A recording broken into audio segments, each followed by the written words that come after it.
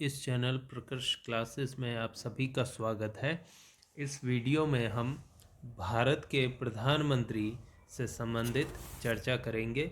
देखेंगे कि भारत का प्रधानमंत्री किस प्रकार से नियुक्त किया जाता है और साथ ही साथ उसके कार्यों के बारे में देखेंगे। तो देखिए, सबसे पहले देखते हैं योग्यता। भारत के प्रधानमंत्री की योग्यता यह है कि वह संसद का सदस्य होना चाहिए, यानी संसद के जो दो सदन है, लोकसभा और राज्यसभा, उनमें से किसी एक का सदस्य होना चाहिए। लेकिन यदि पद ग्रहण के समय वह संसद का सदस्य नहीं है तो 6 माह के भीतर संसद की सदस्यता ग्रहण करे। ये अनिवार्य नहीं है कि वो उस समय सदस्य हो ही। यदि नहीं है तो अपना पद जो ग्रहण करता है उसके 6 माह के भीतर भीतर उसे लोकसभा या राज्यसभा का सदस्य बन जाना चाहिए। और दूसरा यह है कि वह लोकसभा में बहुमत प्राप्त दल का नेता हो। लोकसभा में निर्वाचन के दौरान जिस दल को बहुमत प्राप्त होता है उस दल का वह नेता होना चाहिए, यानी उसके पीछे लोकसभा में पर्याप्त बहुमत होना चाहिए। इसके बाद देखिए, संवैधानिक कर्तव्य या कार्य क्या है। अनुच्छेद 78 जो है उसमें राष्ट्रपति के कार्य बताए गए हैं, लेकिन ये बहुत ही संक्षिप्त है। प्रधानमंत्री के जो कार्य हैं वो बहुत ही विस्तृत है। भारत के प्रधानमंत्री हमारे जो देश का शासन है, हमारे देश की जो सरकार है उसका हेड होता है, हेड ऑफ द गवर्नमेंट होता है, और उस नाते उसके बहुत से कार्य हैं। लेकिन फिलहाल संविधान में जो कार्य दिए गए हैं उनकी चर्चा कर लेते हैं। अनुच्छेद 78 में कहा गया है कि मंत्री परिषद के समस्त निर्णयों और प्रस्तावों से राष्ट्रपति को अवगत कराएगा। यानी मंत्री परिषद जो भी डिसीजन लेती है, जो भी निर्णय करती है, जो भी मंत्री परिषद में प्रस्ताव आते हैं, उनसे उनके बारे में जानकारी वो राष्ट्रपति को दे देगा। इसके अलावा राष्ट्रपति द्वारा चाही गई सूचनाएं और परामर्श उपलब्ध कराना। हम जानते हैं कि संघ की जो कार्यपालिका शक्ति है वो राष्ट्रपति में निहित है, लेकिन राष्ट्रपति स्वयं उन शक्तियों का प्रयोग नहीं करता है। वह जो है प्रधानमंत्री के नेतृत्व में जो मंत्री परिषद है उसके परामर्श के अनुसार कार्य करता है। तो राष्ट्रपति जो भी सूचना और परामर्श प्रधानमंत्री से मांगता है वो उसको उपलब्ध करवाएगा। इसके बाद है किसी विषय पर एक मंत्री द्वारा लिए गए निर्णय। ये हम पहले भी देख चुके हैं राष्ट्रपति वाले वीडियो में कि एक मंत्री यदि किसी विषय पर निर्णय ले लेता है तो उस निर्णय को राष्ट्रपति यदि चाहे तो उसको संपूर्ण मंत्री परिषद के समक्ष रखवा सकता है।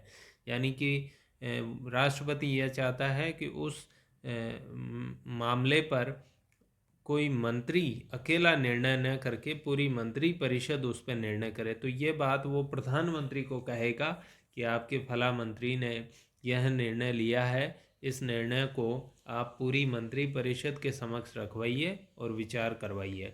कि जैसे किसी अति महत्वपूर्ण पद पर नियुक्ति, जैसे किसी पोस्ट पर नियुक्ति मंत्री अकेला ही कर देता है तो राष्ट्रपति कह सकता है उसको कि जो है ये प्रधानमंत्री को कह सकता है कि ये जो नियुक्ति है, नियुक्ति संबंधी जो निर्णय लिया गया है, इस पर पूरी मंत्री परिषद विचार करे। आगे देखिए, प्रधानमंत्री की स्थिति, position of the prime minister. भारतीय जो राज व्यवस्था है उसमें प्रधानमंत्री की स्थिति क्या है। प्रधानमंत्री भारतीय शासन और संवैधानिक व्यवस्था का सबसे शक्तिशाली व्यक्ति है। ये हम जानते हैं, भारत का प्रधानमंत्री ही हेड ऑफ द गवर्नमेंट है और इस नाते सारी शक्तियां भारत के प्रधानमंत्री के पास है।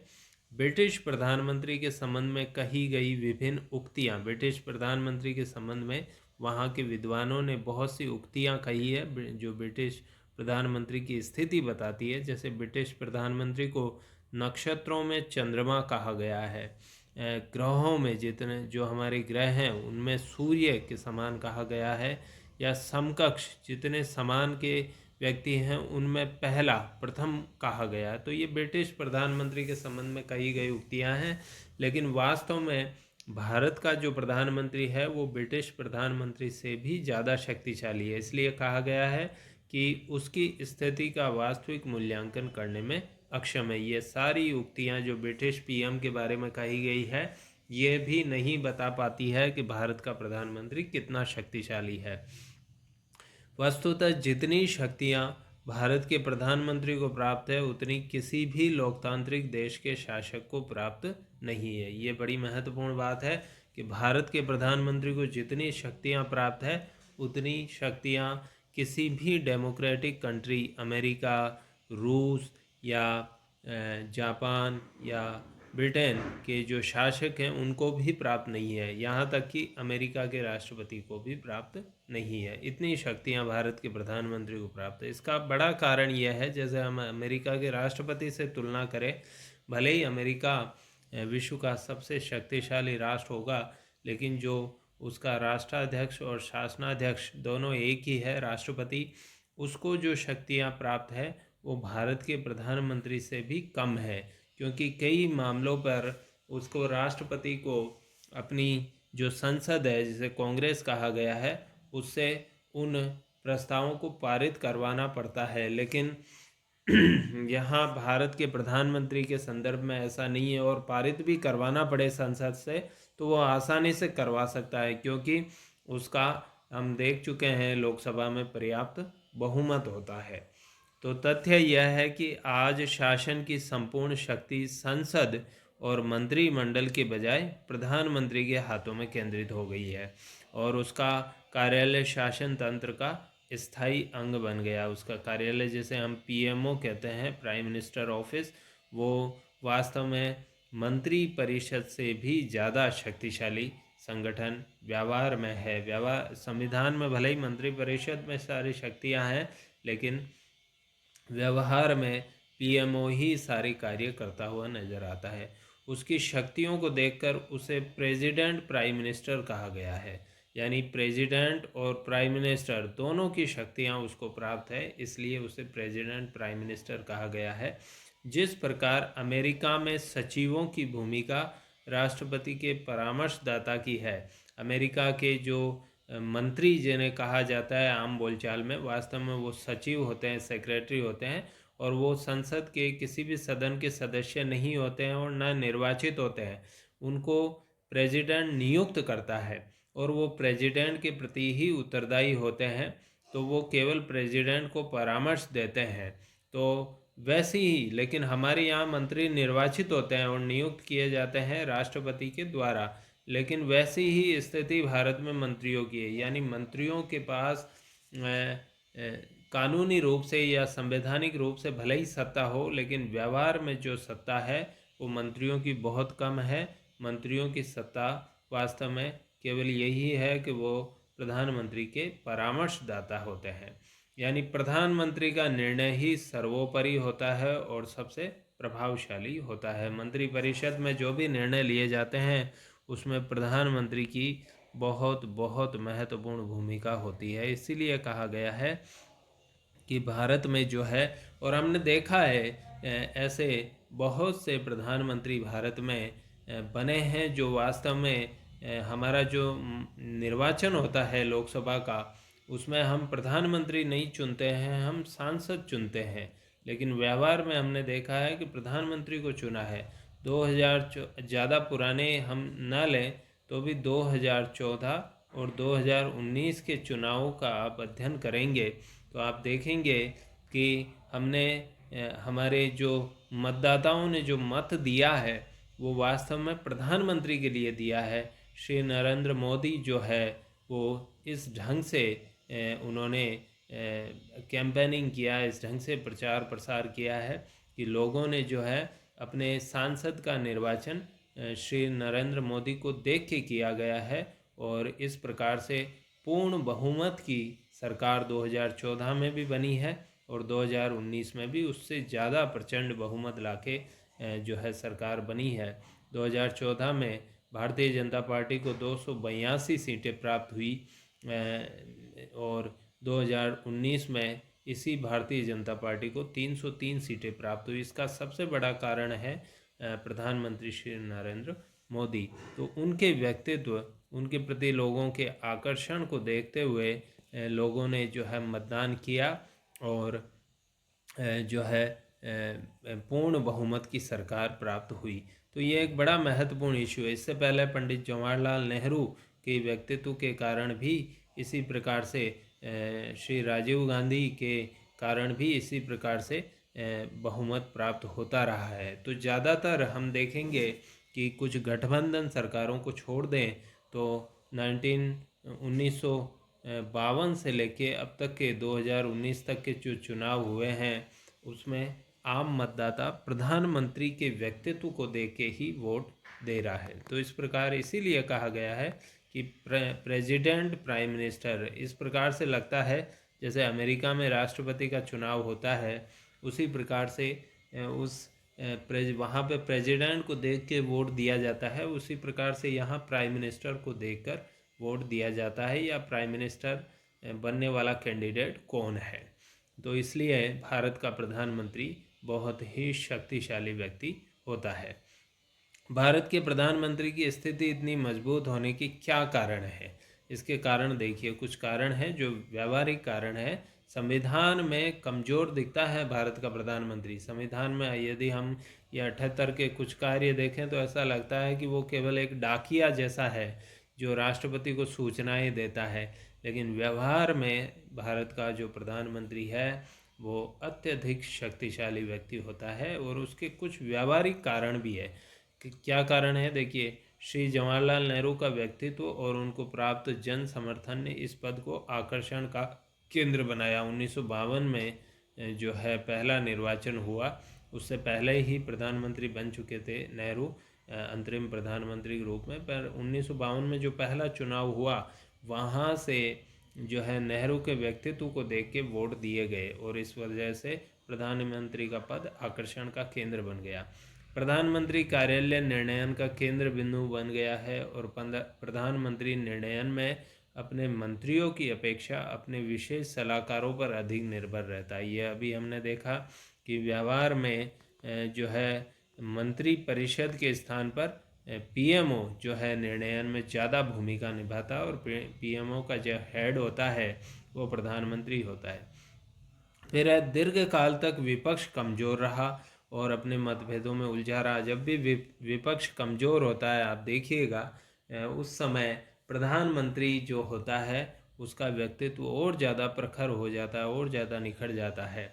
संविधान में उप प्रधानमंत्री के पद का अभाव है और उप प्रधानमंत्री नहीं है, इसलिए यदि ये पद होता तो ज़रूर उसी पार्टी के दूसरे सबसे बड़े नेता को प्राप्त होता और प्रधानमंत्री की सत्ता के लिए वो एक खतरा बन जाता। तो प्रधानमंत्री एक तरह से जो है एकल व्यक्तित्व के रूप में, एकल नेता के रूप में छाया रहता है। तो इस प्रकार सिद्धांततः कमज़ोर दिखने वाला प्रधानमंत्री ही सरकार का स्वामी है और उसके बावजूद प्रधानमंत्री, फिर भी कुछ चीज़ें हैं जो देखिए, उसके बावजूद भी प्रधानमंत्री का व्यक्तित्व उसकी स्थिति का सबसे बड़ा निर्धारक है। पर्सनालिटी कैसी है उस व्यक्ति की जो प्रधानमंत्री है, पर्सनालिटी में बहुत सी चीज़ें आ जाती है। उसकी चाहे भाषण कला हो, उसकी कार्यशैली हो, लोगों के साथ संवाद करने की उसकी तत्परता हो, देश की समस्याओं को किस प्रकार से विश्लेषित और समझता है वो देश की समस्याओं को, अंतर्राष्ट्रीय स्तर पर उसका कैसा व्यक्तित्व है, अंतर्राष्ट्रीय संगठनों में जब भी जाता है या अंतर्राष्ट्रीय विदेश यात्राएं करता है तो उस समय वो किस प्रकार से डोमिनेट करता है वहाँ पर। तो ये सारी चीज़ें जो है उसके व्यक्तित्व के निर्धारक है। और एक विद्वान हुए हैं शक्धर, उन्होंने लिखा है कि एक दुर्बल प्रधानमंत्री की अवस्था में जिसके पीछे बहुमत भी अल्प हो यानी बहुमत कम हो, स्थिति कभी भी पलट सकती है। ऐसे में अधिकतर शक्तियां राष्ट्रपति अधिग्रहित कर ले तो कुछ भी असंवैधानिक नहीं होगा। यानी ये विद्वान के विचार हैं कि कोई प्रधानमंत्री यदि दुर्बल है, जिसका व्यक्तित्व कमज़ोर है, जनता में ज़्यादा अच्छी छवि नहीं है और उसके पास बहुमत भी कम है, तो ऐसी सिचुएशन में राष्ट्रपति ज़्यादा हावी हो सकता है उस परिस्थितियों में। तो ये परिस्थितियाँ प्रधानमंत्री के व्यक्तित्व की निर्धारक है। अब प्रधानमंत्री की स्थिति के कुछ निर्धारक देखिए कि प्रधानमंत्री आखिर इतना मजबूत व्यक्ति कैसे बन जाता है राष्ट्र का। तो प्रधानमंत्री की दल में क्या स्थिति है, अपनी जो पार्टी है उस पार्टी का सबसे बड़ा नेता है या नहीं है, क्या दल के सभी नेता उसको अपना आदर्श समझते हैं, उसकी बातों को फॉलो करते हैं और उसको कितना समर्थन प्राप्त है उसकी पार्टी में। प्रधानमंत्री के दल की राष्ट्रीय राजनीति में स्थिति, प्रधानमंत्री का जो दल है उसकी राष्ट्रीय राजनीति पूरे भारत में क्या स्थिति है, क्या उसके पास 200 150 सीटें 180 सीटें हैं और उसे अन्य दलों पर निर्भर रहना पड़ता है, या 300 से ज़्यादा सीटें हैं जो उसे राष्ट्रीय राजनीति में सबसे बड़ी पार्टी के रूप में स्थापित करता है। तो इस पर भी डिपेंड करता है। यदि राष्ट्रीय राजनीति में वो मजबूत स्थिति में होगा तो प्रधानमंत्री का व्यक्तित्व भी ज़्यादा निखर कर सामने आएगा। तत्कालीन राष्ट्रीय और अंतर्राष्ट्रीय परिस्थितियाँ कैसी है, उस समय की परिस्थितियों पर भी काफ़ी कुछ डिपेंड करता है।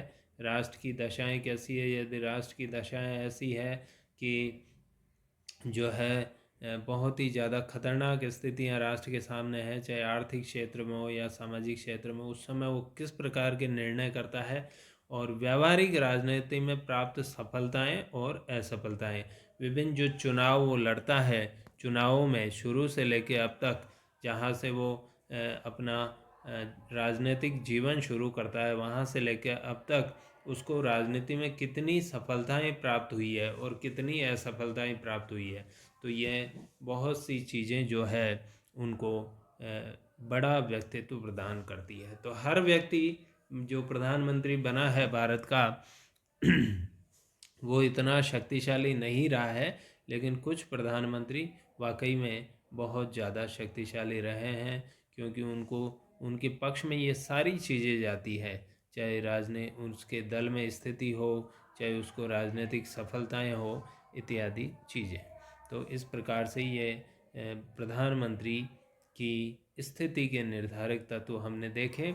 अब अगले पॉइंट में हम चर्चा करेंगे प्रधानमंत्री की शक्तियाँ, उसके कार्य और कर्तव्य। हमने अनुच्छेद 78 में देखा, बहुत ही संक्षेप में उसके कार्य बताए गए हैं जो वास्तव में उसकी स्थिति का सही मूल्यांकन नहीं करते हैं, लेकिन व्यवहार में प्रधानमंत्री के जो कार्य हैं वो देखिए। प्रधानमंत्री का मुख्य कार्य राष्ट्रपति को सहायता और परामर्श प्रदान करना है। यह हम अनुच्छेद 78 की बात कर रहे हैं, लेकिन वास्तविकता यह है कि शासन की समस्त शक्तियों का प्रयोग प्रधानमंत्री स्वयं और अपने मंत्रियों के माध्यम से करता है। ये बिल्कुल क्लियर कट बात है। राष्ट्रपति में शक्तियां निहित है, उनका प्रयोग प्रधानमंत्री करता है और अपने मंत्रियों और सलाहकारों के माध्यम से करता है। राष्ट्रपति तो केवल हस्ताक्षर करने की औपचारिकता पूरी करता है, निर्णय सारे जो है मंत्रिपरिषद लेती है और उसमें प्रधानमंत्री की प्रबल भूमिका होती है और केवल राष्ट्रपति उन निर्णयों पर अपने हस्ताक्षर करता है। तो प्रधानमंत्री के जो है कार्य हैं इनको हम देखें ज़रा, एक एक पॉइंट से समझें।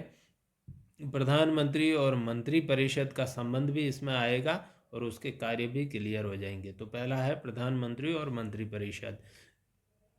मंत्रियों की नियुक्ति हेतु राष्ट्रपति को सिफारिश करना, किन व्यक्तियों को मंत्री बनाया जाएगा यह वह राष्ट्रपति को सिफारिश करता है, बताता है कि इन इन व्यक्तियों को मंत्री बनाइए।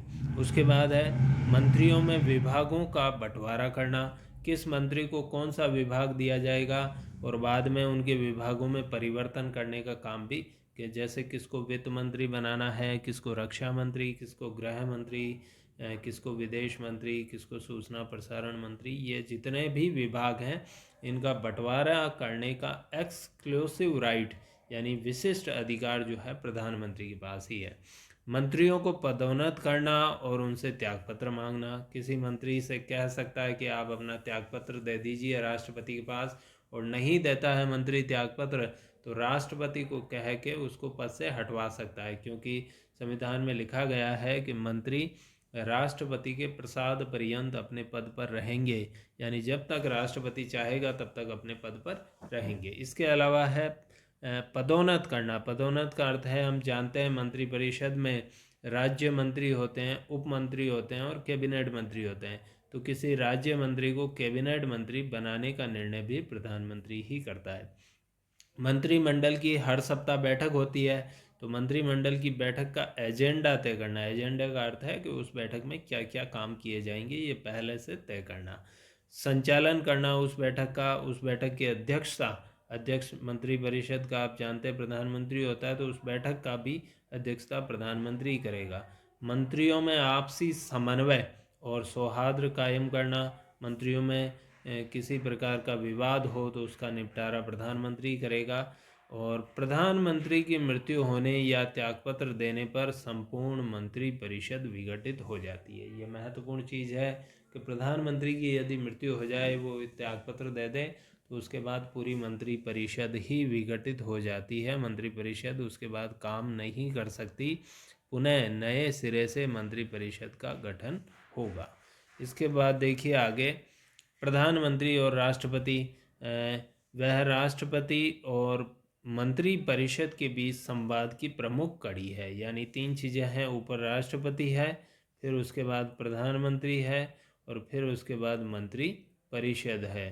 तो इनके बीच जो आपस में संवाद होता है, उसके बीच की प्रमुख कड़ी प्रधानमंत्री है। तो जितनी भी सूचनाएं मंत्रिपरिषद से संबंधित है, वो प्रधानमंत्री राष्ट्रपति को देता है, प्रस्तावों की जानकारी देता है, परामर्श देता है। और राष्ट्रपति, जैसे हमने देखा, राष्ट्रपति कहता है कि निर्णय केवल मंत्री ने लिया है, उसको संपूर्ण मंत्रिपरिषद के समक्ष रखवाइए, तो वो रखवाता है। उसके बाद देखिए प्रधानमंत्री और संसद। संसद में शासन की नीतियां और कार्यक्रमों की घोषणा करता है। सरकार की क्या नीतियां हैं, क्या कार्यक्रम है, उनकी घोषणा वो संसद में खड़े होकर करता है। संसद में बहस शुरुआत वो करता है। लोकसभा क्या काम करेगी, लोकसभा के जब सत्र होते हैं तो वो क्या काम करेगी, उसका एजेंडा तय करता है। सांसदों द्वारा प्रश्न पूछे जाते हैं, ये हम देख चुके हैं, प्रश्नकाल, शून्यकाल।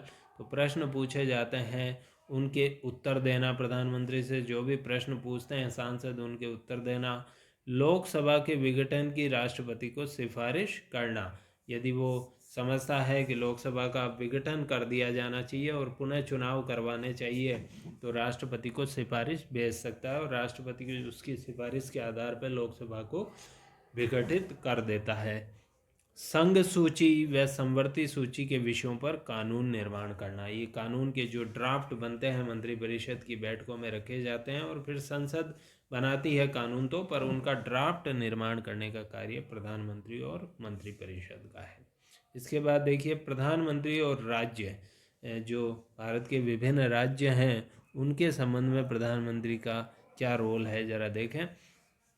अपने दल की सरकार वाले राज्यों में मुख्यमंत्री का चयन करना। एक तो है मुख्यमंत्री, राज्यों में जब विधानसभा चुनावों में उसकी पार्टी जीत जाती है तो वहाँ मुख्यमंत्री कौन होगा, ये तय वो प्रधानमंत्री ही करता है प्राय। और हालांकि ये अनौपचारिक है, ऑफिशियली तो यह है कि राज्यपाल नियुक्त करेगा, लेकिन वास्तव में राज्यपाल किसे बनाएगा ये तय प्रधानमंत्री और उस पार्टी का अध्यक्ष मिलकर ही करते हैं। आर्थिक सहायता के माध्यम से राज्यों की अर्थव्यवस्था को प्रभावित करना। राज्यों को सहायता अनुदान संचित निधि में से दिए जाते हैं और कई जो है सहायता अनुमान जो है गैर योजनागत होते हैं, वो भी दिए जाते हैं। तो ये सब देकर उनकी अर्थव्यवस्था को प्रभावित करता है।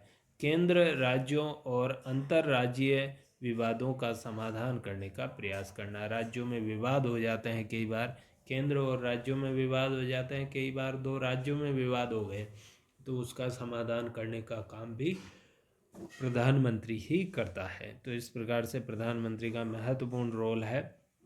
प्रधानमंत्री और उसका दल, उसकी जो पार्टी है, उसके संदर्भ में क्या क्या कार्य हैं जो देखें।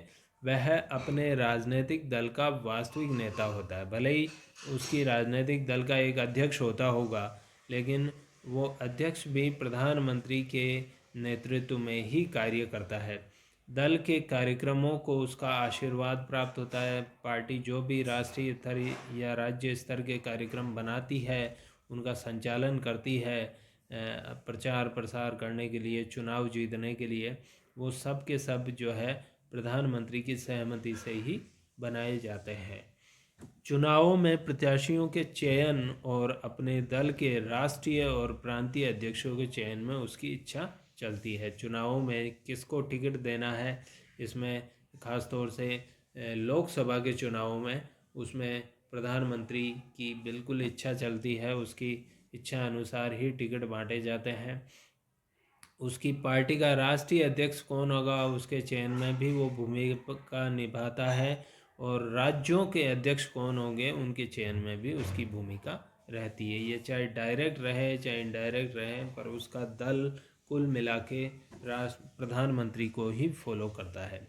प्रधानमंत्री और नीति निर्माण, देश के सामाजिक आर्थिक विकास, आंतरिक प्रशासन और विदेशों के संबंध में सरकार की क्या नीति होगी, इसके निर्धारण में प्रधानमंत्री की इच्छा सर्वोपरि होती है। ये बिल्कुल फैक्ट है कि विदेशों के साथ किस प्रकार की नीति अपनाई, जैसे भारत के पड़ोसी देश पाकिस्तान है, चीन है, इनके संबंध में कैसी कठोर नीति अपनानी है, जबकि अन्य देशों के साथ सॉफ्ट नीति अपनानी है, इसका निर्णय अमेरिका, ब्रिटेन इत्यादि के साथ कैसी नीति भारत की होगी, इसका निर्णय प्रधानमंत्री ही करता है।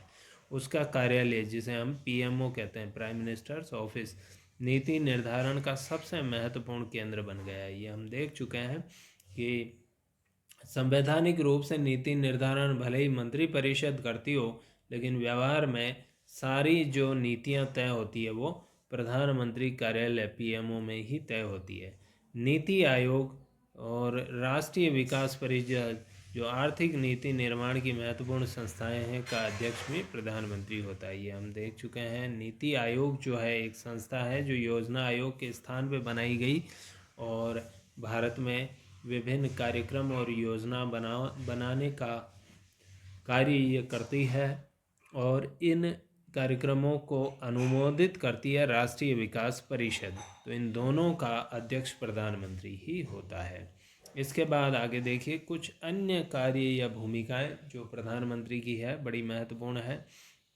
देश में आंतरिक और बाह्य सुरक्षा, शांति और राष्ट्रीय एकता को बनाए रखना, देश की शांति रहे, देश में सुरक्षित रहे, देश एकता के सूत्र में बंधा रहे, इसके लिए वो पूरे प्रयास करता है। देश की समस्याओं के समाधान हेतु सार्थक कदम उठाना, देश में कोई भी समस्या आए, चाहे वो प्राकृतिक हो चाहे अन्य किसी कारणों से आए, उनके जैसे कोरोना, अभी हमने देखा कोरोना काल में ये एक बड़ी समस्या थी, और इसमें हमने देखा कि प्रधानमंत्री प्रति सप्ताह या 15 दिन में जो है देश को संबोधित करता था, विभिन्न प्रकार की नीतियां नियम निर्धारित करते हुए हमने देखा है।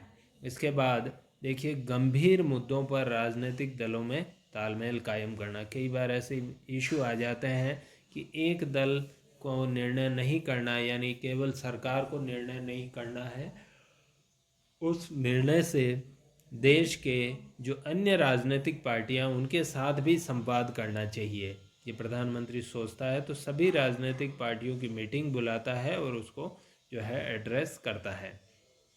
सार्वजनिक सभाओं समारोह में सरकार की नीतियों कार्यक्रमों को स्पष्ट करना।